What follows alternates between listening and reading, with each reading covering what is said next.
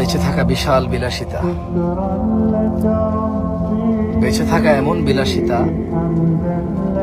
বেঁচে থাকা আল্লাহর এমন নিয়ামত যে মানুষ সুবহানাল্লাহ বললে আসমান আর জমিনের খালি জায়গাটা নেকিতে পরিপূর্ণ হয়। মানুষ আলহামদুলিল্লাহ বললে নেকির পাল্লা ভারী হয়ে যায়। বেঁচে থেকে মানুষ আল্লাহুম্মা সাল্লি আলা মুহাম্মাদ দুরূদ পড়লে 10টা নেকি হয়, 10টা গুনাহ ক্ষমা হয়, মর্যাদা বৃদ্ধি হয়, ওর প্রতি রহমত নাজিল হয় 10 বার।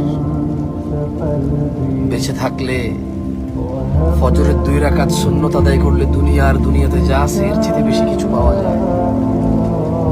বেঁচে থাকলে ফজরে 2, জোহরে 6, মাগরিবে 2, ইশায় 2, মোট 12 রাকাত সুন্নতে মুআক্কাদা পড়লে আল্লাহ সুবহানাহু ওয়া তাআলা জান্নাতে ঘর তৈরি করবে। যে ব্যক্তি প্রতিদিন 12 রাকাত সুন্নত আদায় করবে তার জন্য আল্লাহ একটা করে ঘর নির্মাণ করবে। সুবহানাল্লাহ।